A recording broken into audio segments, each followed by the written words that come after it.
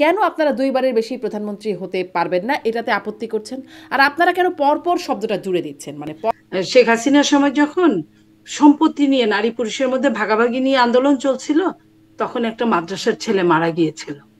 পরে খবর নিয়ে জানা গেল সেই ছেলেটা এত গরিব ঘরের যে তার বাবার বা তার এক ছটাক জমিও ছিল না, অথচ জমির ভাগাভাগিকে কেন্দ্র করে তাকে নিহত হতে হলো।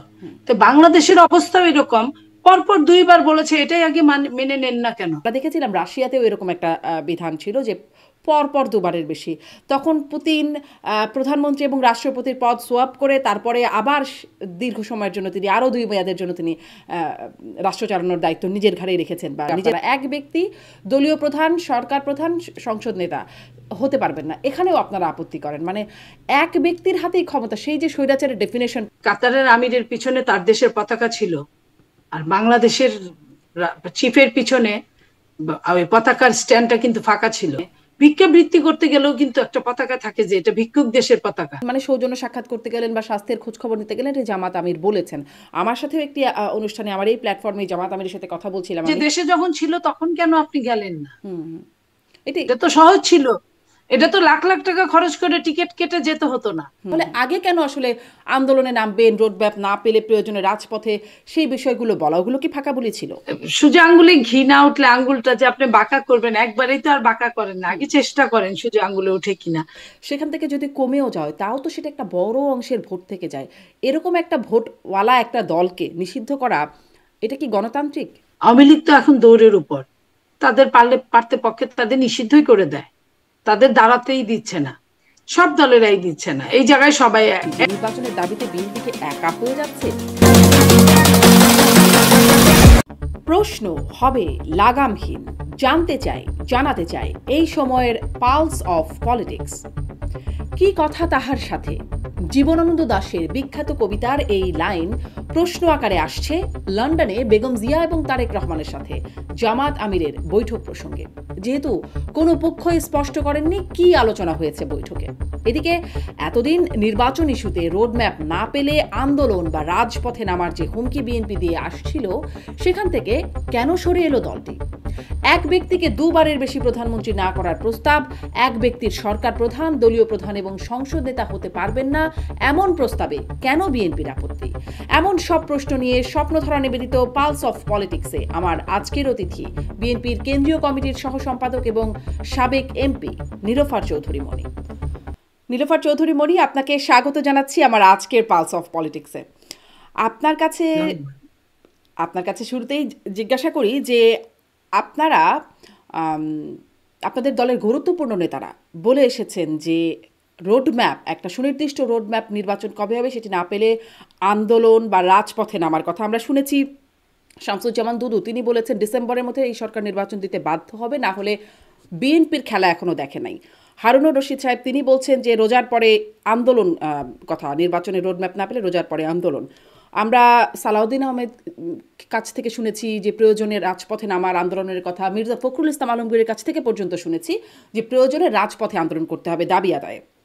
কিন্তু আমরা দেখলাম প্রধান উপদেষ্টার কাছে আপনারা সময় চেয়ে বৈঠক করলেন সেই রোডম্যাপটির জন্য, এবং রোডম্যাপটি না পেয়ে অসন্তোষও জানালেন। তারপরে আপনারা বলছেন যে এই সরকারের বিরুদ্ধে আন্দোলনের প্রয়োজন নাই, কারণ এই সরকারকে আমরা এনেছি, নির্বাচনের দাবিতে আন্দোলনের প্রয়োজন নাই, নজরুল ইসলাম খান বলছেন, আরও নেতারাও বলছেন। আপনাদের অবস্থানটা পরিবর্তন হয়ে গেল কেন? আগে যখন সবাই আন্দোলন করবেন দাবি না মানলে, এখন আন্দোলনের প্রয়োজন নাই বলছেন কেন?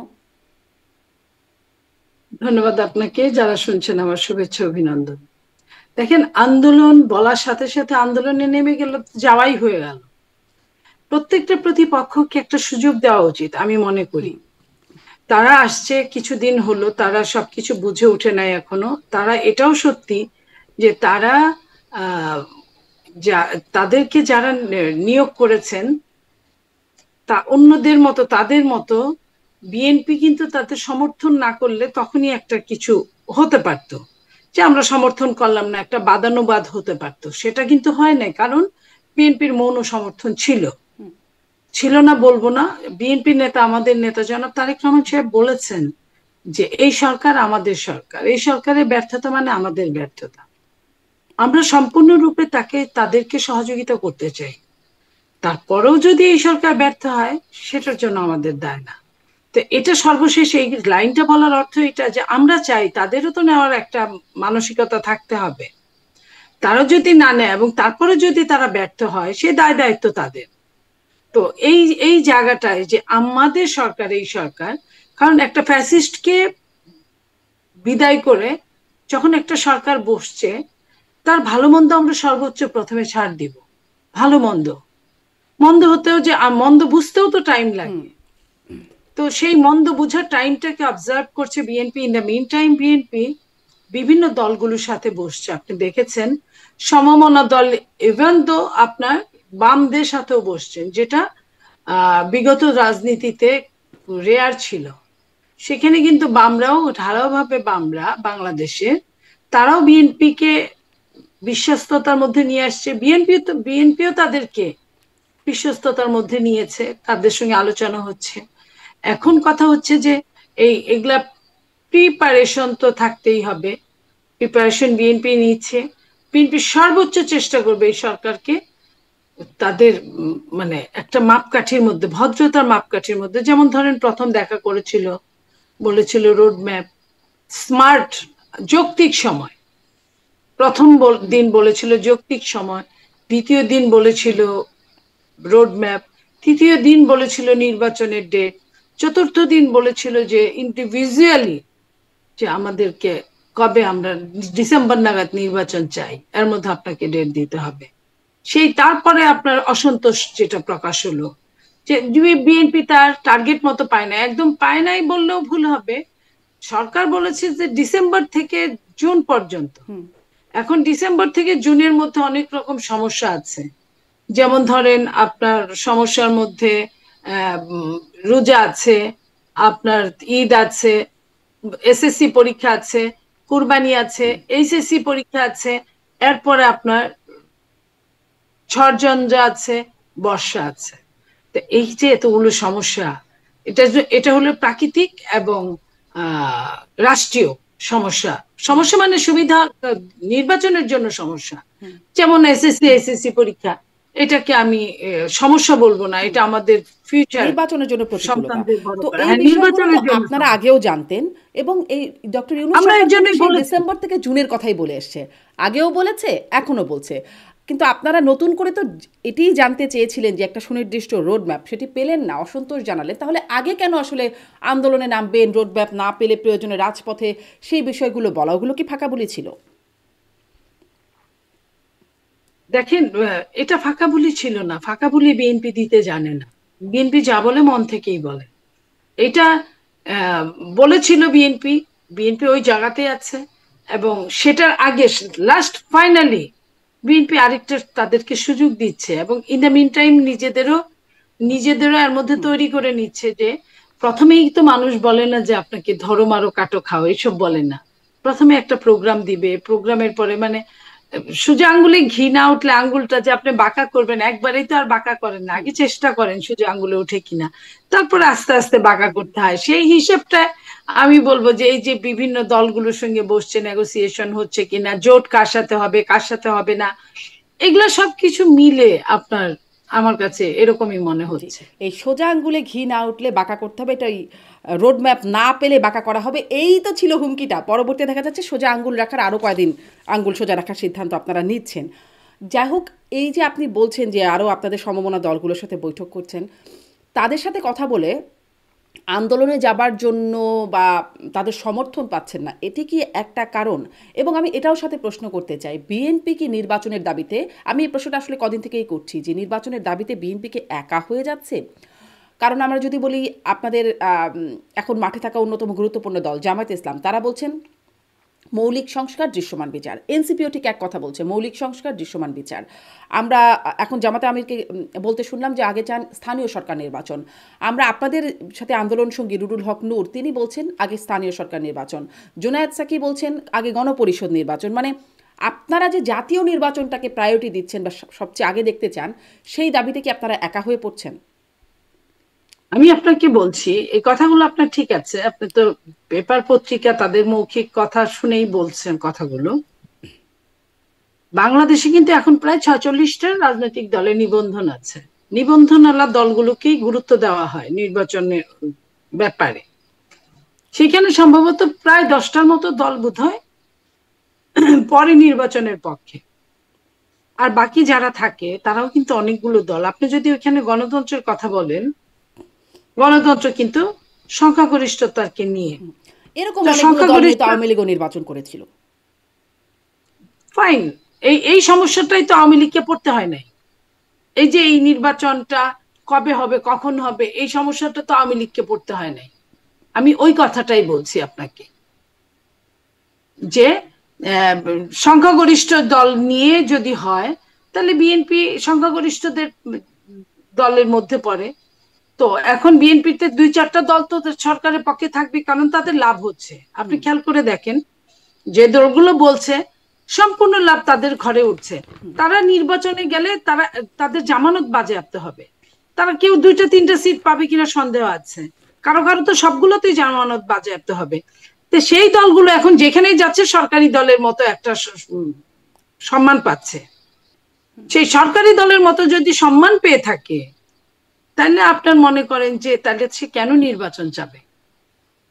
সেই দলগুলো জামানত হারাবে বলছেন, আর আপনি যে সংখ্যাগরিষ্ঠ দলের কথা বলছেন সেই দলগুলোর হয়তো অনেকে নামও জানেন না, বা তারা 300 আসনে প্রার্থীও দিতে পারবেন কিনা, এই হচ্ছে মানে বাকি দলগুলোর যদি অবস্থা আমাদের আপনার কথা হিসাব থেকে যায়। আপনার কথা আবারও যুক্তিসঙ্গত বলছি, কিন্তু এই জন্যই তো বলছি বিএনপি ছাড়া এই মুহূর্তে অনেক দল আছে তাদের প্রায় সব আসনেই জামানত হারাবে। কেউ কেউ আছে যে প্রায় অনেক আসনেই নির্বাচনে জিততে পারবে না, 2-1টা আসন ছাড়া। তার মানে কি তাহলে অন্য দলগুলো সবগুলোই কি আপনার ওরকম যদি ধরেন মিছা? তো সবগুলো যদি হয় তাহলে সংখ্যাগরিষ্ঠ যেখানে সেখানেই তো আপনার কাজ করবে। এদের মধ্যে প্রায় সবগুলোরই একই অবস্থা। এক জামাতের কিছু ভোট আছে, সেটা 5 থেকে 7-8% পর্যন্ত, 5-7-6% ভোট নিয়ে কোনোদিন পাশ করা যায় না বাংলাদেশে। ম্যাক্সিমাম ক্ষেত্রে আপনার 70, 60, 80% নির্বাচন কাস্ট হয়। যদি তাই হয়, ধরেন জামাতের 8%ই গেল, 80% বা 70% কাস্ট হলে 8% ভোটে তো পাশ করার কথা না। কোথাও কোথাও তাদের বেশি লোক হতে পারে, সেটা খুব কম আসন, যদি আপনি আপনার ভালো হিসাবটা জানেন। এরকম হয় যে 8% ভোট জামাতের, বিএনপির কত পার্সেন্ট ভোট, আওয়ামী লীগের পার্সেন্ট আছে কিনা এর মধ্যে এই সময়ে, সেখানে আপনার কি মূল্যায়ন? শোনেন, বিএনপি তো বহুদিন আগে নির্বাচন করেছিল, তখন তো ধরেন 33-34 এরকম ছিল, আওয়ামী লীগের ওই রকম ছিল কাছাকাছি, 2-1% কম বেশি ছিল। আওয়ামী লীগ তো এখন দৌড়ের উপর, তাদের পারতে পক্ষে তাদের নিষিদ্ধই করে দেয়, তাদের দাঁড়াতেই দিচ্ছে না, সব দলেরাই দিচ্ছে না। এই জায়গায় সবাই একমত যে দাঁড়াতে দেওয়ার ব্যাপারে। সেখানে আওয়ামী লীগকে আপনি ধরেন যে আওয়ামী লীগের ছোটকা ছাটকিরা ভোট দিতে হয়তো পারবে, তারা আদৌ প্রার্থী দিতে পারবে কিনা আমি এই মুহূর্তে শিওর না। কিন্তু এই যে 33-34% ভোট তখন ছিল, আপনি বলছেন যে বিএনপি ছিল, আওয়ামী লীগের হয়তো কম বেশি ছিল, সেখান থেকে যদি কমেও যায় তাও তো সেটা একটা বড় অংশের ভোট থেকে যায়। এরকম একটা ভোটওয়ালা একটা দলকে নিষিদ্ধ করা, এটা কি গণতান্ত্রিক? আমি তো এটাকে নিষিদ্ধ করার পক্ষে বলি নাই আপনাকে একবারও। আমি বলেছি এই যে আপনি বলছেন যে সব তারা দলই চাইছে। ইলেকশন করতে পারে কি না ঠিক জানি না, কারণ ম্যাক্সিমামের নামে মামলা আছে, তারা পালানো আছে, তারা কেউ ওপেন হতে পারছে না। তো সেইখানে নির্বাচন করা তাদের জন্য এই মুহূর্তে ডিফিকাল্ট, আমি এটা বলতে চেয়েছি। নিষিদ্ধ করা না করা এটা আদালতের ব্যাপার আমার দৃষ্টিতে, এটা আইনের ব্যাপার। কোনো কেউ নির্বাহী আদেশে নিষিদ্ধ করুক এটাও আমি চাই না। কারণ এবং ইন দ্য মিন টাইম আপনার প্রধান উপদেষ্টা বলেছেন, নির্বাহী প্রধান, যে উনি নিষিদ্ধ চান না। উনি সহ অন্য উপদেষ্টারাও শুধু চান না তা না, আপনার অনেকেই তাদেরকে নিয়োগ দিয়েছে, অনেকেই উপদেষ্টা হয়েছে তাদের মধ্যে, অনেকেই প্রশাসনে, ম্যাক্সিমাম আওয়ামী লীগের। এবং নতুন যে ছাত্রদের রাজনীতি হয়েছে তারাও বিভিন্ন জেলা থানায় যখন যাচ্ছে, আওয়ামী লীগেরই একটা পোষণের সহযোগিতা নিয়ে তারা যাচ্ছে, অর্থের সহযোগিতা, জনবলের সহযোগিতা, এই সব সহযোগিতা সবগুলোই নিচ্ছে তারা। তো সামাজিক সহযোগিতা সবগুলোই তারা কোনোটাই বাদ দিচ্ছে না। তো সেইখানে আমি বলতে চাচ্ছি যে ইলেকশনের কথা, আমি বলতে চাচ্ছি না যে আওয়ামী লীগ থাকবে কি থাকবে না, এটা নিয়ে আমার কাছে এই মুহূর্তে কথা না, এটা বড়রা কথা বলে। আপনি তো কি মনে করেন, ইলেকশনে আপনি যদি কি না মনে আসে, করেন যে মানে আপনি যে ভোটের হিসেবের কথা বলছিলেন সেইটা বিবেচনায় রেখে আওয়ামী লীগের নির্বাচন করতে পারা উচিত, এটা কি আপনি মনে করেন, বা অনুচিত কি মনে করেন? আমি আমি তাদের বিচার চাই, তাদের নির্বাচনে অংশগ্রহণ করতে আমার কাছে কোনো বাধা নাই। আমি আমার কাছে আমার যে আমার মেধায় আমি আমার ব্যক্তিগত কথা বললাম, যদি আইনের মধ্যে বিচার চলাকালীন যদি নির্বাচন করতে পারে পারবে। বিচার চলাকালীন আমি একজন অ্যাডভোকেট হিসেবে মনে করি বিচার ফাইনাল হওয়ার আগ পর্যন্ত তারা নির্বাচনের যোগ্য। বাট তারা যদি উপস্থিত না থাকে তাহলে তো আপনি তারা ভোট দেওয়াইতে পারবেন না, ভোট করাইতে পারবেন না। তাদের তো প্রস্তাবকারী সমর্থনকারী, তাদেরকে জমা দিতে হবে, তাদের সিগনেচার লাগবে, এই জিনিসগুলো তো তাদেরই দিতে হবে। তো সেটা সেই সেই নিয়ে তারা বুঝবে, সেটা নিয়ে আমার মাথা ব্যথা না। আমি এটা মনে করি যে নির্বাচনে তারা তাদের বিচার ফাইনালাইজ না হওয়া পর্যন্ত তারা ইলেকশন হলে ইলেকশন করতে পারবে। বিচার হওয়ার পরে যদি তাদের 2 বছরের অধিক জেল হয় দেন তারা 5 বছর নির্বাচন করতে পারবে না। এই যে আর এখন যদি রাজনৈতিক আপনি দল নিষিদ্ধ হয়ে যায় হ্যাঁ, সেটা হলো অন্য হিসাব। আইনের কথাও একটু বলছেন, আইনজীবী হিসেবেও বলছেন। স্বরাষ্ট্র উপদেষ্টা বলছেন যে মিছিল করতে দেওয়া হবে না, পুলিশকে নির্দেশ দিচ্ছেন। এদিকে একটা আইনি নির্দেশনা বলে মনে করেন? স্বরাষ্ট্র উপদেষ্টা যদি এটা বলে থাকে মিছিল করতে দেওয়া হবে না, কেন বলেছেন আমি জানি না, আমার কাছে এটা লিগালি মনে হয় না।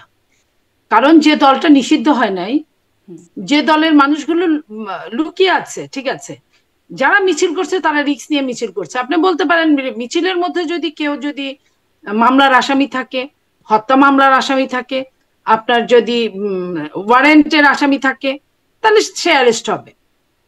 কিন্তু মিছিল করতে পারবে না, মিছিল করাটা জনগণের অধিকার। জি।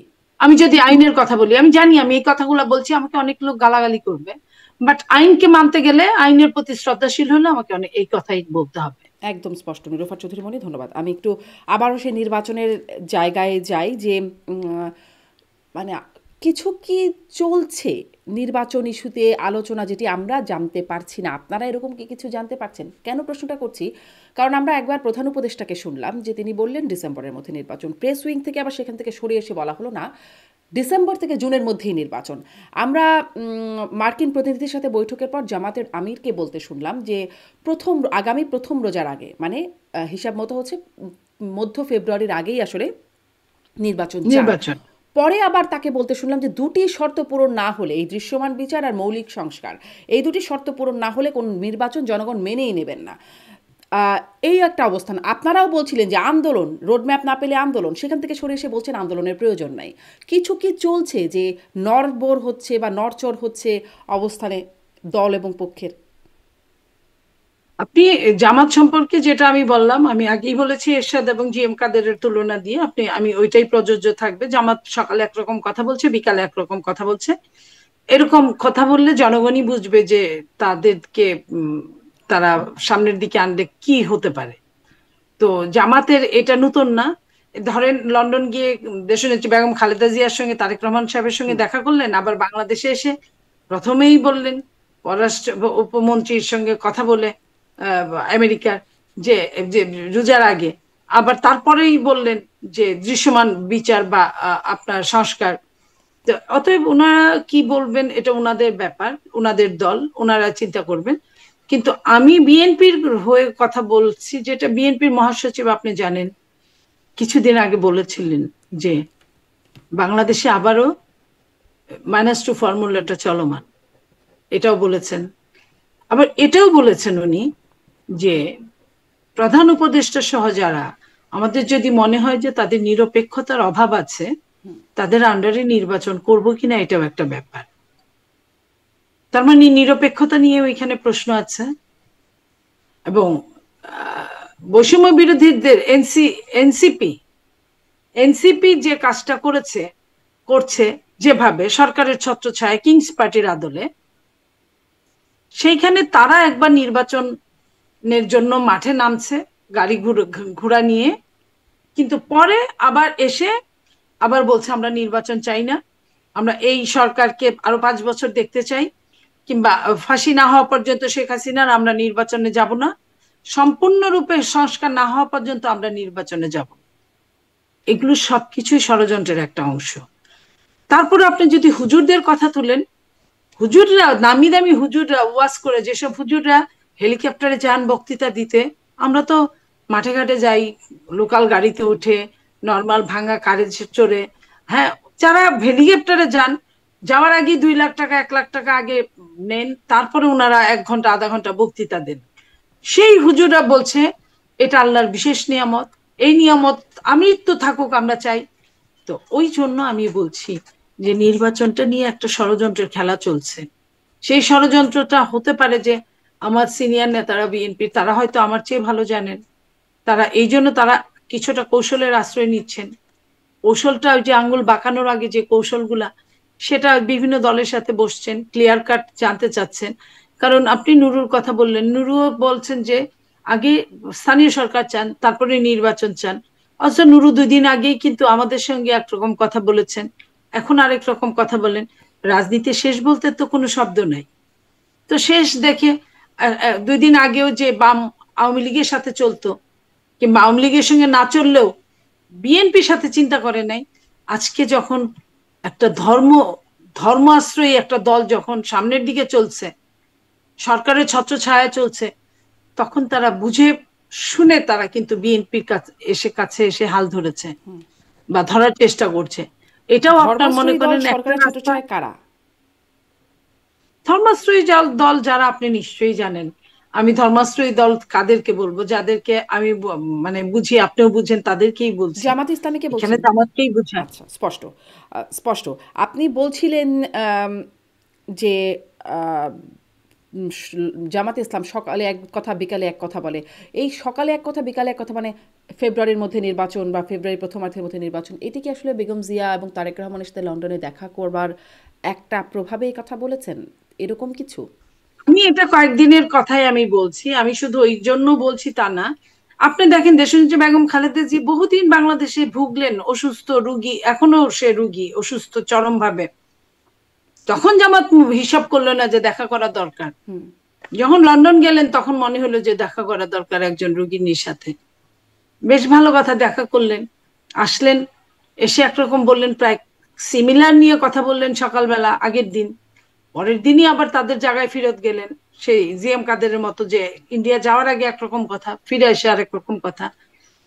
তারপরে আমি যেটা বলবো যে প্রথমেই যখন 5ই আগস্টের পরে সরকারটা আসলো 8 তারিখে, তারপরে যে প্রথমেই জামাত কি বলেছিলেন, একটা জালিমকে হটিয়ে আরেকটা জালিমকে ক্ষমতায় আনার জন্য কি হঠাৎ হটিয়েছি। এই যে জামাতের কথা, এতদিন যে জামাতের সঙ্গে বিএনপি যুগপৎ আন্দোলন করতে গিয়ে থেকে গিয়েছিল, তারপরে কিন্তু ফেরত আসে নাই। এত ক্ষমতার হাতছানি ছিল, এত কিছু ছিল আমাদের সামনে, তারপরেও কিন্তু দেখতে খারাপ দেখা যায়, বিবেক বিরুদ্ধ একজন একটা দল, একজন মানুষ আমাদের সময় তার চরম বিপদে আসছে, তাকে বিপদে ফেলে যাওয়াটা কেমন দেখা যায়। এই কথা, কারণ তাদের সাথে কিন্তু আমাদের যুগপৎ আন্দোলন হয়েছে, অ্যালায়েন্স হয়েছে, সবসময় এটা বলা যাবে না। যুগপৎ আন্দোলন দেখি সে কিন্তু সবকিছু ভুলে কিন্তু এই কথা বলেছে, জালিমের কথা বলেছে। না, তো জোট এই যে হয়েছে তারা, আপনাদের সাথে, আপনাদের জোট হয়েছে, আলোচিত জোট 4টি হয়েছে, বিষয়। কখনো কখনো হয়েছে, আবার জোট ভেঙেও গেছে। আপনি দেখেন যে সরকার পতনের আগে প্রায় ধরেন 1.5-2 বছর জামাতকে বিএনপির কোন মঞ্চে আপনারা দেখেন নাই, বিএনপিও কোনো জামাতের মঞ্চে যাইতে দেখেন নাই। এই যে দেখা না দেখা, এটাও তো একটা ব্যাপার বলা যায়। তো এই এই জায়গাগুলো থেকে আমি বলতে চাই যে জামাত সকালে, তার কথা এবং কাজের মধ্যে মিল নাই, সকালে একটা বলে তো বিকালে একটা বলে। যদি জালিমি হয়ে থাকে বিএনপি, আবার দেশনেত্রী বেগম খালেদা জিয়ার সঙ্গে লন্ডনে দেখা করলেন, এসে বললেন, ভালো কথা, আমরা মনে করলাম। পরের দিনই আবার আগের জায়গায় সে ফেরত গেলেন, যখন 8ই আগস্টের পরে যে ধরনের কথা বলতেন ওই ধরনের কথাই ফিরে গেলেন। আপনি দেখেন বিএনপি নামে কিছু বদনাম আছে সারা বাংলাদেশে, যে টুকটাক বিএনপির নেতাকর্মীরা এখানে ওখানে গিয়ে হামলা চালিয়েছে। বিএনপি এটার জন্য আমরা একবার অস্বীকার করেছি তাও না, আমরা আমাদের দলের নেতা জনাব তারেক রহমান শাস্তি দিয়েছেন, হাজারের উপরে শাস্তি পেয়েছে। কেউ প্রাথমিক শাস্তি, কেউ সেকেন্ডারি শাস্তি, কেউ চিরস্থায়ী শাস্তি পেয়েছেন। এরপরে আপনার জামাত যে কাজটা করেছে, এই যে ছড়ানোটা, আগে তো সাংবাদিকরা ছড়াতো মিথ্যা প্রপাগান্ডা, জামাত যেটা করতে পারে বিভিন্ন সোশ্যাল মিডিয়ার মাধ্যমে, সেটা অন্য কেউ করতে পারে না। জামাত যেভাবে বিএনপিকে ভিলেন হিসেবে পরিচয় করিয়েছে বাংলাদেশে, করানোর চেষ্টা করছে, বিএনপি কিন্তু জামাতকে নিয়ে ওইভাবে চেষ্টা করে নাই। জামাত কিন্তু বড় চাঁদাবাজ, ছিনতাইকারী, অনেক কিছু। জামাতের অনেকেই ধর্ষণ মামলার আসামি, ওখানে গিয়ে ধর্ষণ করতে গিয়ে ধরা পড়েছে হাতে নাতে, চাঁদাবাজি করতে গিয়ে ধরা পড়েছে, পুলিশের কাছে আছে। আপনার ব্যাংক গুলা লুট করেছে, হতে পারে তাদের এক সময় ছিল, সেটা আবার তৎকালীন সরকার নিয়ে গিয়েছিল। তারপরে যখন ব্যাংকগুলো ফেরত নেওয়ার আগে কিন্তু সরকারের মাধ্যমে যাওয়া উচিত ছিল তাদের, তা না গিয়ে নিজেরাই গুলিগালি করিয়ে নিজেরাই দখল করেছে। তারা হাসপাতালগুলো দখল করেছে, তারা পরিবহন দখল করেছে। এটা কিন্তু বিএনপি বলে না, বিএনপি ওই ধরনের রাজনীতি করে না। যেটা জামাত প্রপাগান্ডা ছড়ায়, ইচ্ছা করে জামাত বাড়ায় বাড়ায় আওয়ামী লীগের মতো বলে, যে প্রতিদিন গোয়েবেলসের থিওরি মিথ্যা কথারে সত্য, সত্যরে মিথ্যা বলে বলে ওটাকে এস্টাবলিশ করা। তো সেইখানে আমি তো বলতেই পারি যে তারা দুই রকম কথা বলে। তো খালেদা জিয়ার সঙ্গে দেখা করে আসার পরে এক ধরনের কথা বলে পরের দিনই কথাটাকে তারা চেঞ্জ করে ফেললো। তো এটা একটা দলের কাছে, একটা মানে পরিপূর্ণ দলের কাছে এটা আশা করা যায় না। খালেদা জিয়ার সাথে দেখা কিন্তু যদি করলেন, এটা জামাত সেখানে হয় আপনি কি তাহলে কথা এটা বললেন? অস্বাভাবিক কিছু না। নীলোফার চৌধুরী কি হ্যাঁ, কথা বললেন? মানে সৌজন্য সাক্ষাৎ করতে গেলেন বা স্বাস্থ্যের খোঁজ খবর নিতে গেলেন, এটা জামাত আমির বলেছেন।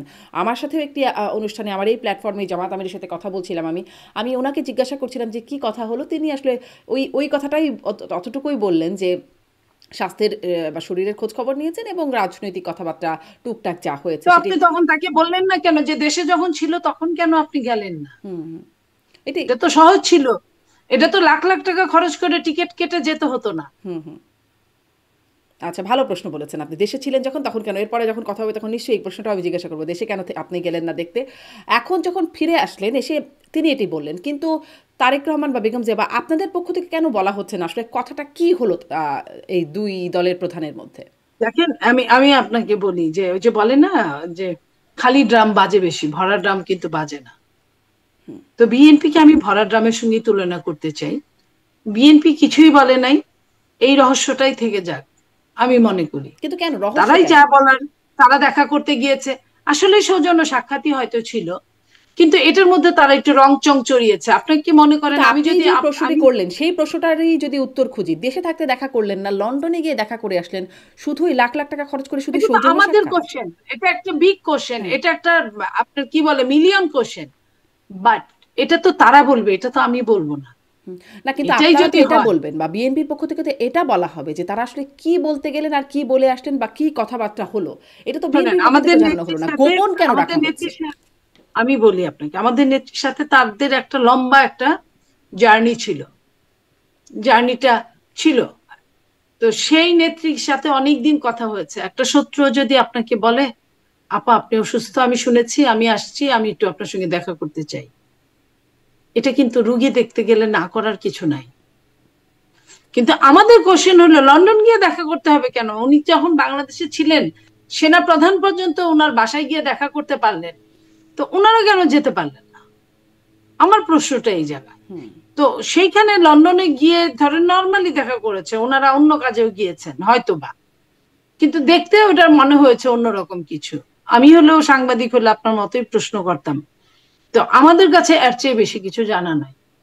মানে বিষয়টা আসলে গোপনেই রয়ে গেল যে ভেতরে আসলে কি কথা হয়েছে। দুজন এরকম বড় মাপের নেতা তারা যখন কথা বলেন এবং সেখানে বেগম জিয়া, তারেক রহমান যারা বিএনপির একদম মাথা, তারা যখন কথা বলছেন একদম শুধু সৌজন্য সাক্ষাৎ, এটি আসলে খুব সাধারণ মানুষের কাছে হয়তো এরকম মনে হয় না, কিন্তু গোপনই রয়ে যাচ্ছে। এটি হচ্ছে বিষয়। আপনি আরও একটা কথা বলছিলেন যে নিরপেক্ষ সরকার, যেটি মির্জা ফখরুল ইসলাম আলমগীর বলেছেন যে সরকারের নিরপেক্ষতা নিয়ে প্রশ্ন। কিন্তু নাহিদ ইসলাম যখন তথ্য উপদেষ্টা ছিলেন তখনও যেমন বলেছেন, আসিফ মাহমুদ বলেছেন, এখনও সেদিনও মার্কিন প্রতিনিধিদের সাথে বৈঠক শেষে নাহিদ ইসলাম বললেন যে প্রশাসন বিএনপির প্রতি পক্ষপাতদুষ্ট।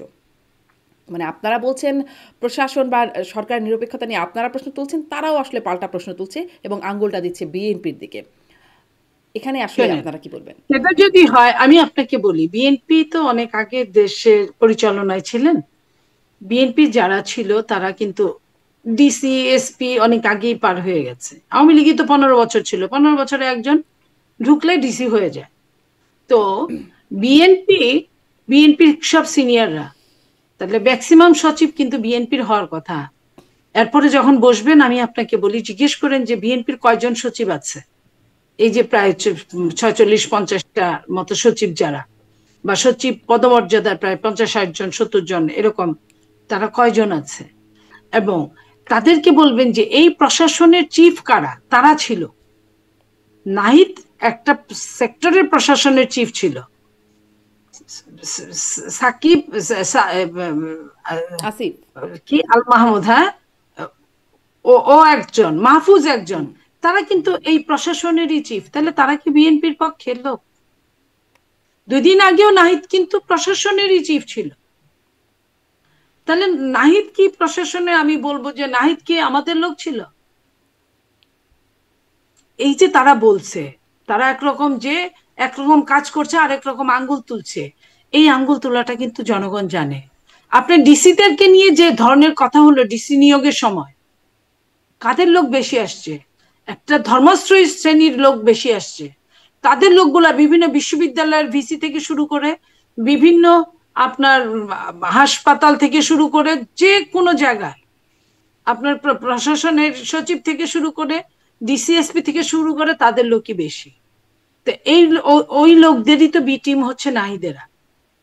তারা তারা কাদের এ টিম বি টিম? আপনার কি বলে, জুলকার নাইন শায়ের লিখছিল না যে ছেলেটাকে তো আমি খুব ভদ্র ছেলে মনে করতাম ঢাকা বিশ্ববিদ্যালয়ে, আমি ঘূর্ণাক্ষরে টের পাই নেই, আমি টের পেলাম যখন সে বলল যে আমার নাম এই, আমি ছাত্র শিবিরের সেক্রেটারি।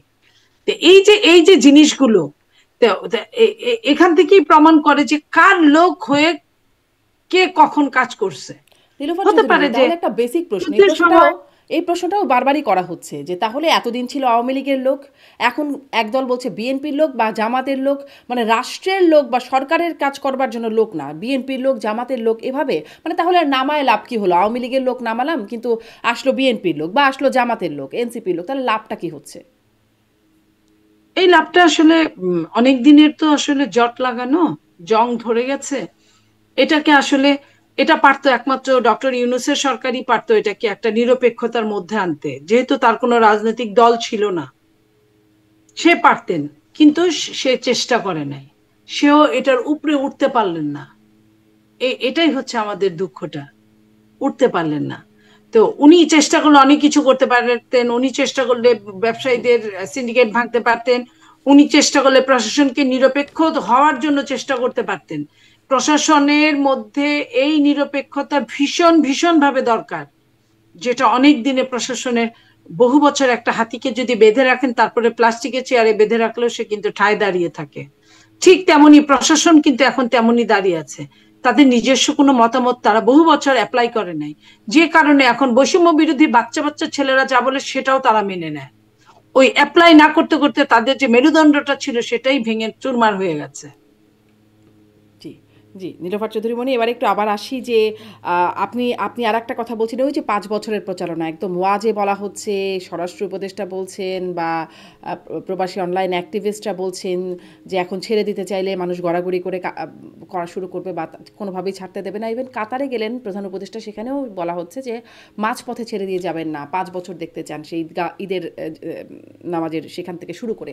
বা সার্জিস আলম যেটি আসলে শুরু করেছিলেন ফেসবুকে পোস্ট দিয়ে যে আরও 5 বছর নির্বাচিত সরকারের প্রধান হিসেবে দেখতে চাই, তারপর থেকে এই আওয়াজটা খুব বড় করে উঠলো। আপনি কি মনে করেন যে এই নির্বাচন আসলে কবে হবে, বা আপনারাও যে একটা রোডম্যাপ চাইছেন না, পিছাচ্ছেন, আন্দোলনে যাবেন বলেও যাচ্ছেন না, আঙ্গুল কবে বাঁকা করবেন এটা নিয়ে আবার চিন্তা করছেন, কৌশল ঠিক করছেন, এই প্রচারণার একটা প্রভাব নির্বাচনের সময়ের উপর পড়বে, এটা আপনি মনে করেন?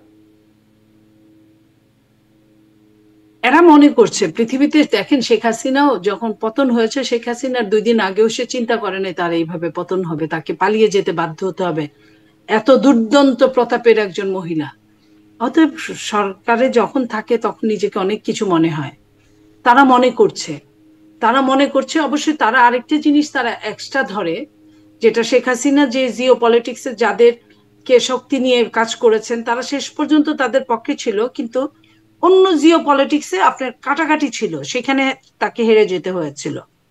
কিন্তু এখন যারা জিও পলিটিক্সে যারা টিকে আছে বা নিজেকে মনে করে যে আমরা মাস্টার মাইন্ড, আমরাই সেই, তারা মনে করছে যে আমাদের তো টিকিয়ে রাখবে একজনই। সেই কারণে তারা হয়তো বা ওরকম মনে করাচ্ছে কিছু লোকদের দিয়ে। বুঝেনি বাংলাদেশের সবচেয়ে সস্তা হচ্ছে জনশ্রম, মানুষের মুখও কিন্তু একটা শ্রম, আমি আপনি কথা বলছি এটাও একটা শ্রম। তো সেই হিসেবে মানুষের মুখ দিয়ে বলাচ্ছে, ওটা বলাচ্ছে স্তুতি বাক্য পাঠ করানোর মতো। এই জন্য আমি বলি মাঝে মাঝে যে শেখ হাসিনার সাথে এই সরকারের তো পার্থক্য খুব কম। শেখ হাসিনাকেও কিছু লোক এই ধরনের বাক্য বলার জন্য সবসময় রেডি থাকতো, এখনো তাকে কিছু লোক বলার জন্য রেডি আছেন। সে দেশেই হোক দেশের বাইরেই হোক, একবারও কিন্তু বলে নাই। কাতারের আমিরের সাথে যখন বসেছে, আপনি খেয়াল করে দেখেন, কাতারের আমিরের পিছনে তার দেশের পতাকা ছিল, আর বাংলাদেশের চিফের পিছনে ওই পতাকার স্ট্যান্ডটা কিন্তু ফাঁকা ছিল। একবারও বলে নাই যে একটা রাষ্ট্র টু রাষ্ট্র বসেছে, সেইখানে ভিক্ষাবৃত্তি করতে গেলেও কিন্তু একটা পতাকা থাকে যে এটা ভিক্ষুক দেশের পতাকা। সেখানে কিন্তু বাংলাদেশে চিফ অ্যাডভাইজারের পেছনে পতাকা ছিল না। এটা নিয়ে কারো চোখে পড়ে নাই, কেউ কিছু বলে নাই।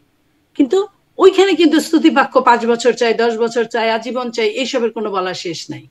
এগুলো জাতির জন্য ভীষণ ভীষণ ডেঞ্জারাস এবং দুঃখজনক, এবং এগুলোই স্বৈরাচারকে বানাতে ত্বরান্বিত করে, স্বৈরাচার বানায়, ফ্যাসিস্ট বানায়।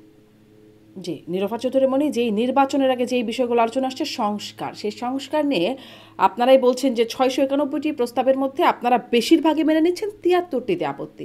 সবচেয়ে বেশি যেই একটি বা দুটি জিনিস আলোচিত হচ্ছে তার মধ্যে হচ্ছে আপনারা বলছেন আপনাদের প্রস্তাব হচ্ছে পরপর 2বারের বেশি প্রধানমন্ত্রী হতে পারবেন না, আর সংস্কার প্রস্তাবে বলা হচ্ছে 2বারের বেশি, কেউ এক ব্যক্তি 2বারের বেশি প্রধানমন্ত্রী হতে পারবেন না। আপনার কাছ থেকে একটু মানে কেন আপনারা 2বারের বেশি প্রধানমন্ত্রী হতে পারবেন না এটাতে আপত্তি করছেন, আর আপনারা কেন পরপর শব্দটা জুড়ে দিচ্ছেন, মানে পরপর হতে পারবেন না এর মাহাত্ম্যটা কি? এটা কিন্তু একটা কথা বলেছে আমাদের দলের নেতা সালাউদ্দিন ভাই, বলেছে যে যদি দল চায় পরপর 2বারের বেশি হতে পারবে না, কিন্তু গ্যাপ দিয়ে যদি হয়, গ্যাপ দিয়ে আবার দল যদি ক্ষমতায় আসে, তখন যদি দলের লোকজন চান যে অ্যাগেইন উনি আবার হবেন, সেটা হলো অন্য কথা। সেটার হিসাব আসতে তো অনেক দেরি আপা।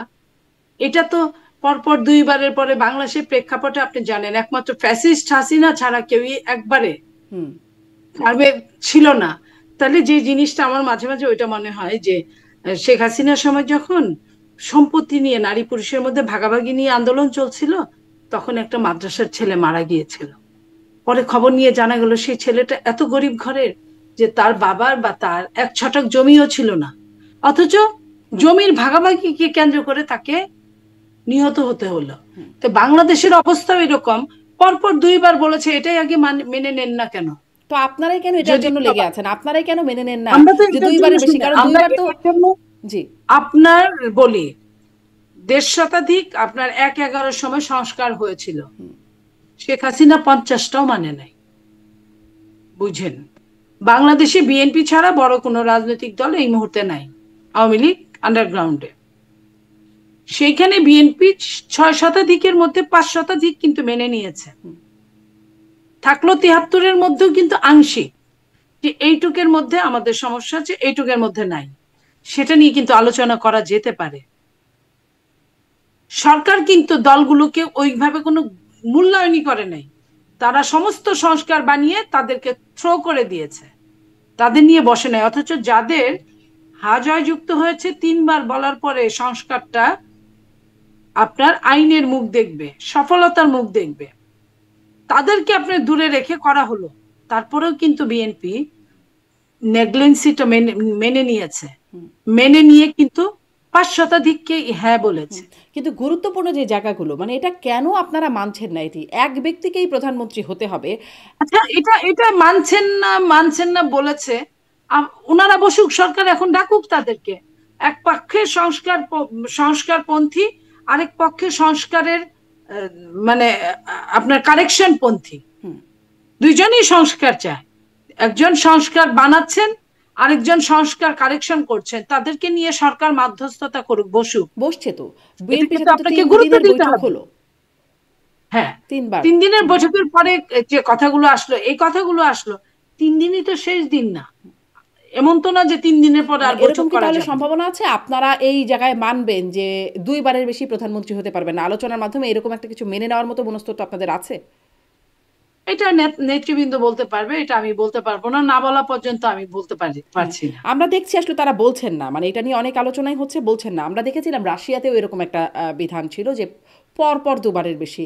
তখন পুতিন প্রধানমন্ত্রী এবং রাষ্ট্রপতির পদ সোয়াপ করে তারপরে আবার দীর্ঘ সময়ের জন্য তিনি আরও 2 মেয়াদের জন্য তিনি রাষ্ট্র চালানোর দায়িত্ব নিজের ঘাড়েই রেখেছেন বা নিজের হাতেই ক্ষমতাটা রেখেছেন। বিএনপিও কি আসলে এরকমই কিছু চায় যে এক ব্যক্তি, আমরা যে পারিবারিক প্রথায় শোনেন, কোথায় আগরতলা আর কোথায় চকিরতলা, কোথায় গণতন্ত্র আর কোথায় রাজতন্ত্র বা একনায়কতন্ত্র বা ফ্যাসিস্টতন্ত্র? পুতিন একটা ফ্যাসিস্ট ইন্টারন্যাশনাল। তো পুতিনের সাথে কি গণতন্ত্রের কথা মানায়? বিএনপি কি কখনোই, আপনি দেখেন বিএনপি শাসনামল গুলো দেখেন, বিএনপি কখনোই জিয়া রহমানের সময় দেখেন সর্বপ্রথম আপনাদের মুখের কথা বলার অধিকার ফিরিয়ে আনা হয়েছে। আপনার জিয়া রহমানের সময় যতগুলো সংস্কার হয়েছে, পঞ্চম সংশোধনী হয়েছে আপনার এই সংস্কারগুলো নিয়ে। তো তারপরে আপনার খালেদা জিয়া আসলেন, খালেদা জিয়া যতগুলো কাজ করলেন, যেভাবে করলেন, আপনি কি কারোর শাসন আমলটাকে আপনি ওইভাবে ধরতে পারেন যে চরম স্বৈরাচার ছিল? চরম স্বৈরাচার ছিল। এমন বরং 2001-এ ক্ষমতায় আসার পরে আর্মিরা তাকে বুঝিয়েছিলেন যে দেশের অবস্থা খুব খারাপ, আপনাকে স্ট্রং হতে হবে। ম্যাডাম বলছে কি করতে হবে, যে কিছু লোক খুব বেড়ে গিয়েছে আওয়ামী লীগের সময় এগুলো, তো এগুলোকে যদি আমরা কিছু করি, তখন ম্যাডাম বলছিলেন যে অপরাধী যেই হোক শাস্তি সবার জন্য সমানযোগ্য। এবং তারপরে প্রায় 50,000-এর মতো লোককে ধরা হয়েছিল, ক্রস ফায়ারে দেওয়া হয়েছিল, অপারেশন ক্লিন হার্ট, যেটা কিনা বিএনপির উপরই বেশি পড়েছিল এই কারণে যে 5 বছর তার আগে আওয়ামী লীগ ক্ষমতায় ছিল, ছাত্রদল যুবদলের প্রায় সব ছেলেদের নামে মামলা দিয়েছিল। আর আর্মিরা প্রত্যেকটা জেলায় জেলায় গিয়ে আপনার 5 বছরের পত্রিকা, লোকাল পত্রিকাগুলো সংগ্রহ করেছিল, এবং এই মামলার যে আসামি তাদেরকে দেখে দেখে বেছে বেছে দলের লোকই কিন্তু ধ্বংস হয়ে গেল। ম্যাডাম কিন্তু বুঝার আগে এটা হয়ে গেল। কিন্তু এই যে বলছে যে অপরাধী যেই হোক, এখন কাগজে কলমে অপরাধী আর সত্যিকার অপরাধী সেটা কিন্তু বলে নাই ম্যাডাম ওই জায়গায়। তো সেইখানে আমি আপনাকে বলি যে বিএনপি অপারেশন ক্লিন হার্ট হয়ে গেল। হ্যাঁ, হয়ে গেল। বুঝলাম না আপনার কথাটা। মানে ম্যাডাম বোঝার আগে অপারেশন ক্লিন হার্ট হয়ে গেল? না না, ম্যাডাম বুঝার আগে, ম্যাডাম তো ওই কথাটা বললেন যে যেই হোক অপরাধী। এটা তো ম্যাডাম বুঝে নাই যে ওই যে 5 বছর যে আওয়ামী লীগ ক্ষমতায় ছিল সব মামলাগুলো তখন ছাত্রদল যুব দলের উপর দিয়েছে, এই জিনিসটা বুঝতে পারেন নাই। ম্যাডাম মনে করেছে সত্যিকার অর্থে যারা অপরাধী, তখন তো 5 বছর আওয়ামী লীগ ক্ষমতায় ছিল, অপরাধীটা সব আওয়ামী লীগের ঘরের লোক। বিএনপি তো দৌড়ের উপর ছিল। আপনি জানেন যে যখন যে সরকার থাকে তার এন্টি সরকাররা কতটা সমস্যার মধ্যে থাকে। তো সেইখানে তো আর্মিরা গিয়ে তো আপনার কি করলো, আপনার পেপার দেখে দেখে মারলো। পেপারে যারা মামলার আসামি তো সেই মানে খারাপ কাজ করে আসামি হয় না, এটা দলীয় আপনার ক্রোধের বশবর্তী হয়ে আসামি হয়েছে। তো সেই মানুষগুলো কিন্তু আপনার বলির পাঠা হয়ে গেল, এই কথাটা আমি বলতে চেয়েছি। জি, তাহলে কি বোঝার ঘাটতির আপনাদের দলে একটা বড় জায়গা হয়ে থাকছে যে এই ক্লিন হার্টের জায়গায় বোঝার ঘাটতি? তারপরে আমরা দেখলাম 21শে আগস্টের মতো ঘটনাও আপনাদের সময় ঘটে গেল, মানে তখন সবকিছু থেকে আপনাদের একটু বুঝতে দেরি হয়ে যায়। শোনেন, আমাদের সময় সব সব সরকারের সময় অনেক কিছু হয়। আপনার 21শে আগস্টের ঘটনাকে যদি বলি যে হ্যাঁ ওই সময় বিএনপি সরকার ছিল, অস্বীকার করছি না, কিন্তু আপনি বিডিআর এর হত্যাকাণ্ডের কথা যদি বলেন, এত বড় কাহিনীকে ধামাচাপা দিয়ে 15 বছর ক্ষমতায় থাকে কিন্তু চারটিখানি কথা না। তো এটা কিন্তু সব সময়, এবং একটা দুইটা না, আপনার ধরেন কি বলে উদীচীর ঘটনা, আপনার ওই যশোরের ঘটনা, এগুলো কিন্তু সব আওয়ামী লীগের সময়, চাষারার ঘটনা, এগুলো কিন্তু সব আওয়ামী লীগের সময় হয়েছে। কিন্তু তারপরেও কিন্তু আওয়ামী লীগের থাকতে কোনো অসুবিধা হয় নাই। তো এই অসুবিধাটা কিন্তু বুঝার জন্য বা না বুঝার জন্য না, এই অসুবিধাটা হলো জিও পলিটিক্স এর সবচেয়ে কাছের যে রাষ্ট্রটা, সেই কাছের রাষ্ট্রের যে ক্ষমতার যে বহিঃপ্রকাশ, সেই বহিঃপ্রকাশেই হয়তো থেকেছে তারা। আর আপনারা কি সেই কাছের রাষ্ট্রের আনুকূল্য পান নাই বলে আপনাদেরকে সরতে হলো? আমরা কাছের রাষ্ট্রের আনুকূল্য চাই নাই, কারণ আমাদের নেতা শহীদ প্রেসিডেন্ট জিয়া রহমান বলতেন যে বিদেশে আমাদের বন্ধু আছে, প্রভু নাই। আমরা তো প্রভু মানতে পারি না। অথচ আপনি দেখেন যে পতিত সরকারের পররাষ্ট্রমন্ত্রী কি বলেছেন, ভারতের সঙ্গে আমাদের সম্পর্ক স্বামী স্ত্রীর মতো।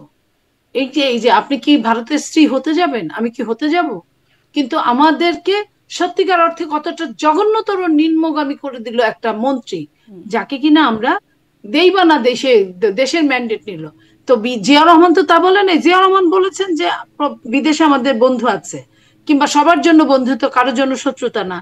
তো সবার জন্য বন্ধুত্ব তো তারা চায় না, কেউ কেউ চায় যে শুধুমাত্র তাদের সঙ্গে প্রভুত্বের যাই হোক, আচরণ হবে, তার মানে এইটা একটা দ্বিতীয় এবং প্রভুর সামারি আচরণ টানতে পারি হবে। যে ক্ষমতায় গেলে ধামাচাপা দেবার একটা মানে সুযোগ তৈরি হয়ে যায়। সেটি আপনি যেটি বলছেন বিডিআর বিদ্রোহ সহ আরো বাকি ঘটনাগুলো ধামাচাপা দিচ্ছে, বা বিএনপির সময় যে 21শে আগস্টের মতো অনেক ঘটনা থাকার পরেও। বিএনপি তো 21শে আগস্ট ধামাচাপা দেয় নাই আপা। বিএনপি যেটা 21শে আগস্ট বলছে, বিএনপি ক্ষমতায় ছিল, অস্বীকার তো করে না। এবং এটার জন্য এত কিছু, আপনার কয়জনের ফাঁসি হয়েছে, আপনার কতজনের জেল হয়েছে, যাবজ্জীবন হয়েছে, তারেক রহমান নিজে এটার ভিকটিম। তারপর সব তো বাতিল এই যে হয়ে গেছে, এই, একজন আসামিকেও মানে তার কোনো শাস্তি টেকে নাই। এবং সেটা তো বিএনপি পাওয়ারে ছিল না, আপনার বাতিল হয়েছে। উইটনেসের যথেষ্ট অভাব ছিল। আওয়ামী লীগের সময় এই জিনিসটা আপনারা ভালো করে জানেন, তারা উইটনেসের কোনো ধার ধারে না, আত্মপক্ষ সুযোগের কোনো সুযোগ নাই সমর্থনের। তো সেই কারণে উইটনেসের যে প্রবলেম গুলো ছিল, যে ঘাটতিগুলো ছিল, সেই ঘাটতির আপনার ফাঁক ফুকরেই তো মামলাগুলো খারিজ হয়ে গেছে। তার মানে এতগুলো মানুষ, যাই হোক, এটা অবশ্য আজকের আলোচনার বিষয়বস্তু না। এতগুলো মানুষ মারা গেল, কেউ অপরাধী না বা কেউ মারলো না, এরকম একটা রায় হলো। আহ, এবং তো সেই তাই সময়টা না, এতগুলো মানুষ তো মারা গেল কেনটা না, আপনার এই যে 24শে যে মানুষগুলো মারা গেল, যারা মারলো মেরেছে, এটা সত্যি, এটার বিচার কতটুকু হয় তাই দেখেন। যেদিকে ধাবিত হচ্ছে সেই বিচারটা কতটুকু পায় এটাই দেখেন। তো গণ অভ্যুত্থান তার বিচার পাচ্ছে না, এর চেয়ে দুঃখজনক তো কিছু নাই। এখন পর্যন্ত 8-9 মাস চলে গেছে, এখন পর্যন্ত মানুষ মারা যাচ্ছে, গুলি খাওয়া মানুষগুলো, সে তার বিচার পাচ্ছে না। জি, মানে 8 মাসে কি আর বিচার হয়? 8 মাসে তো আর বিচার হয় না। 8 মাসে বিচার হয় না, বিচারের একটা জায়গায় তো উঠে। আর কিছু কিছু এই মার্ডার গুলার বিচার, মার্ডারের কিছু বিচার, এগুলা তো সাথে সাথে হওয়ার কথা। এটা কে মার্ডার করেছে, কে বিএনপি তো করে নাই। মার্ডার করেছে কে, বৈষম্য বিরোধী তো করে নাই।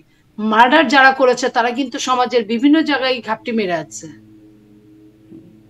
তাদের কিন্তু ধরপাকড় হচ্ছে না। না, মানে এখানে কিন্তু বিচারের বাণী নিভৃতে কাটছে।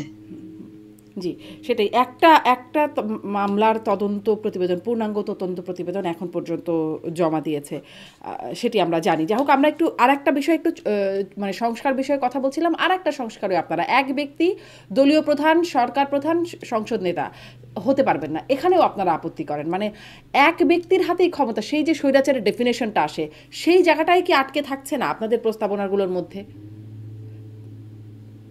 আমি এখানে বলতে চাই যে এটা আরো আলোচনা, সমালোচনা আরো হোক, আরো হোক। আমি এর চেয়ে বেশি কিছু আচ্ছা, বলবো না আপনাকে। তাহলে এই বিষয়ে আর আপনার সাথে না আগাই। আমি একটু এই অংশে আনি। নারী সংস্কার কমিশনের যে প্রস্তাব এসেছে, সেখানে হেফাজত ইসলাম সেটিকে প্রত্যাখ্যান করেছে এবং সংস্কার কমিশনই বাতিল চেয়েছে। 3রা মের মধ্যে বাতিল করার একটা আলটিমেটাম দিয়েছে। জামায়াতে ইসলামী তারাও এটি প্রত্যাখ্যান করেছেন। জামায়াতের আমির বলেছেন যে যে কয়জন সুপারিশমালা তৈরি করেছেন তারা সমাজকে যে জায়গায় নিয়ে যেতে চান সে কথা বলতেও লজ্জা করে। প্রধান উপদেষ্টা দেশে ফিরে বিড়ম্বনা না করে এই কমিশন বাতিল করুন, তিনি সেই আহ্বান জানিয়েছে। আপনাদের অবস্থান কি নারী কমিশনের প্রস্তাব নিয়ে? দেখেন, আমাদের অবস্থান তো বলেই দিয়েছে, কিছু কিছু ক্ষেত্রে তো সমস্যা, এটা বলেছে। বাট আমি আমি আমার জায়গা থেকে নারী নিয়ে কথা বলতে গেলে আমি আমার কথা বলতে চাই। আমার নিজের কাছে যেটা খারাপ লেগেছে আমি ওইটুকু বলতে চাই। যেটা হলো যে আপনার 300 সংরক্ষিত আসনে 300 পুরুষের সাথে 300 নারী ইলেকশন করবে, ভালো কথা। কিন্তু সেটা ইলেকশনে যদি করে তাহলে নামের সাথে কেন সংরক্ষিত হবে? আমি এটার সানে নজুল বুঝি নাই। তাহলে আমরা প্রগতিশীল নারীরা কি নারী বানালো?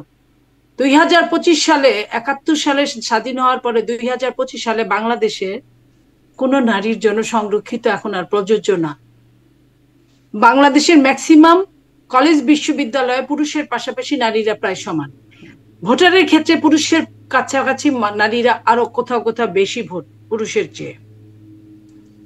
চাকরিতে নারীরা প্রায় সব জায়গায় চাকরি করে পুরুষের সাথে সাথে। নট অনলি বৈষম্য বিরোধী ছাত্ররা যখন আন্দোলন করলো বৈষম্য নিয়ে, নারী কোটা নিয়ে কিন্তু কোনো কথা হয় নাই। নারীরা কিন্তু বলে নাই কেউ যে আমাদেরকে কোটা দিতেই হবে। এটা আমি নারীদেরকে স্যালুট করি, আমি একজন নারী হিসেবে। কারণ যে নারীরা চাকরি দিয়ে, পরীক্ষা দিয়ে চাকরি করতে চায়, অন্যদের সাথে, ছেলে মেয়েদের সাথে মিলে কিন্তু বিশ্ববিদ্যালয়ে আমরা ভর্তি হই, সেখানে কিন্তু কোনো নারী কোটা থাকে না। পড়ালেখা করি, পাশ করি, চাকরি করি অনেক ক্ষেত্রে। তো আমাদের অনেক ক্ষেত্রে ধরেন আগে 10% নারী কোটা ছিল, নারী কোটা ছাড়াও তো পাশ করতো, 10% তো চাকরি করতো না, তার চেয়ে বেশি করতো। তো নারী কোটাটা যদি এই সময় না থাকে তাহলে কেন সংরক্ষিতটা থাকবে? এটা গেল এক নাম্বার। আমি এই জায়গাটা ঘোর আপত্তি করি। এবং বিএনপি এখানে বোধহয় 100 নারীর কথা বলেছেন, সেটাও আমার কাছে মনে হয়েছে যে 100 নারী সংরক্ষিত থাকবে, 100 নারী কিভাবে নির্বাচিত হবে? 3টা আসনে নির্বাচিত হয়ে আবার নামের সঙ্গে সংরক্ষিত থাকবে। এখানে আমার কিছু ব্যক্তিগত কষ্ট আছে, এই কষ্টটা আমি আজকে শেয়ার নাই করি। আরেকটা জায়গায় বলা হয়েছে যে শ্রমের মর্যাদায় নারীদের কথা যেখানে বলা হয়েছে, যে যারা আপনার যৌনকর্মী তাদের কথা বলা হয়েছে যে তাদেরকে যেন মর্যাদা দেওয়া হয় শ্রমের। এখানে আমার ঘোর আপত্তি আছে। আপত্তি আছে এই কারণে, পৃথিবীতে সমস্ত নেগেটিভই হয়, পজিটিভ হয় না। তো সেইখানে নারীর, বিদেশে উন্নত দেশ যদি আমরা বলি, উন্নত দেশে একজন পুরুষও যখন যৌনকর্মীর কাছে যায়, ধরা পড়ার পরে সেই পুরুষেরও কিন্তু শাস্তি হয় অপরাধী হিসেবে। দুইজনই অপরাধী, নারী পুরুষ সবাই অপরাধী হতে পারে। তো সেইখানে বাংলাদেশে পুরুষদের কোনো শাস্তি নাই, নাম্বার 1। নাম্বার 2, এই সব পেশার মতো এই পেশা, এটা কোনো পেশা হতে পারে না। নো, এই পেশাটা বাংলাদেশের মতো জায়গায় এই পেশাটাকে পেশা হিসেবে আমি নিতে পারি। তাহলে লাইসেন্স দিয়ে পতিতালয় কেন থাকে? বিশ্বের অন্যতম বড় পতিতালয় হচ্ছে বাংলাদেশের দৌলতদিয়ায়, মানে সেরকমটা থাকে কেন তাহলে? যদি এটা থাকে, দেখেন অনেক পতিতালয় কিন্তু ইতিমধ্যে উঠে গেছে, যেমন নারায়ণগঞ্জে টানবাজার ছিল, আরো অনেকখানে ছিল। তো লাইসেন্স দিয়ে পতিতালয় যে কারণে, সেটাও আমি সমর্থন করি না ওইভাবে। এবং এই লাইসেন্স থাকার পরেও তাদের কিন্তু আপনার মর্যাদা নাই, তাদের কিন্তু ওই মর্যাদা নাই, কখনোই ওরকম ভাবে ছিল না। তো সেই জায়গায় আমি বলতে চাই যে আমি নারীদের এই জায়গাটায় আমার কাছে মনে হয়েছে যে এটাকে আমি কোনো সম্মানজনক কোনো পেশা মনে করতে রাজি না। কোন শ্রমের, এটাকে আমি শ্রম বলতে কোনো রাজি না। রিক্রিয়েশনের মাধ্যমকে কোনো শ্রম বলা চলে না।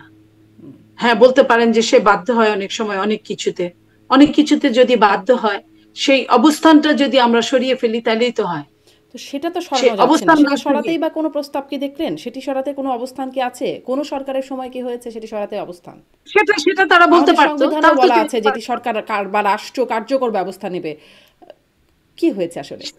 সেটাতে জোর না দিয়ে কেন আপনি নেগেটিভের মধ্যে জোর দিচ্ছেন? নেগেটিভকে কেন আপনি পজিটিভ করছেন? কিন্তু সেটা যদি না হয়, মানে আপনার কথা একদম আপনার কথার সাথে একমত, সেটাতে জোর না দিয়ে নেগেটিভে কেন জোর দেওয়া হচ্ছে? কিন্তু সেটা যখন করা হচ্ছে না, নারীরা যখন এই কাজে আছে, আপনিও বলছেন বাধ্য হয়ে অনেকে আছে, যখন যাচ্ছে তাদেরকে কোথাও কোনো রকম অবস্থান থাকবে না, এমনকি তারা মারা গেলে তাদের মানে মৃতদেহেরও পর্যন্ত, মানে সেটার জন্য আপনি বলতে পারেন, সেটার জন্য রাষ্ট্র ব্যবস্থা করতে পারে, সেটার জন্য নারী নেত্রীরা বলতে পারে, সেটার জন্য নারী নেত্রীদের সংবিধানে যা আছে এটার মধ্যে থেকে পজিটিভ জিনিসগুলো খুঁজে নিতে পারে, খুঁজে নিয়ে সেটার ব্যবস্থা করতে পারে। কিন্তু আপনার গা বাঁচতে লুম উজাড় করে ফেলে গা বাছা যায় না, আর সেই লুম না থাকলে সেই জিনিসটার কোনো কিছু থাকে না।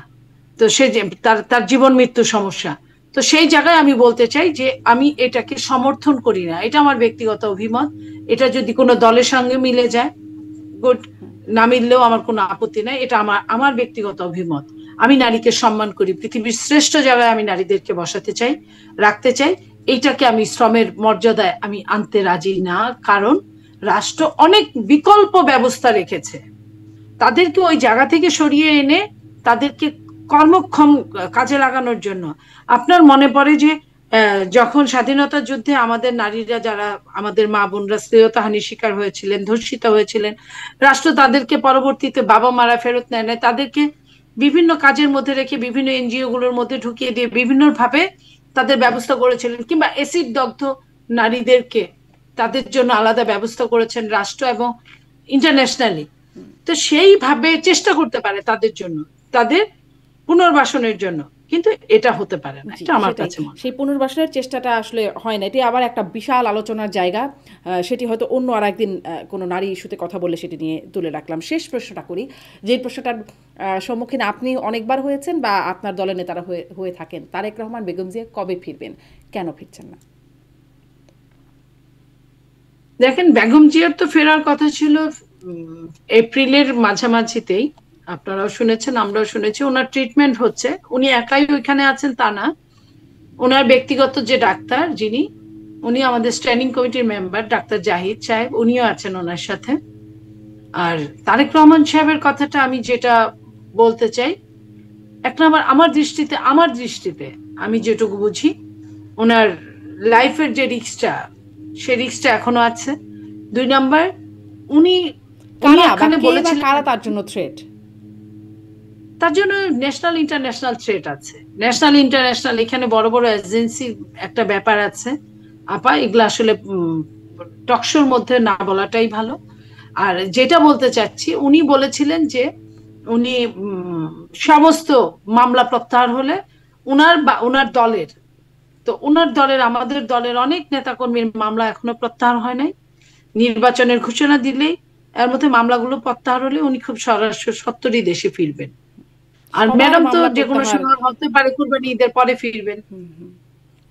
জি, কে বা কারা তার লাইফের জন্য থ্রেট, বিভিন্ন এজেন্সি আছে আপনি বলছেন। সেটি একদম প্রধানমন্ত্রী হয়ে গেলে তখন আসলে সেই থ্রেটটা তখনই একমাত্র কাটবে।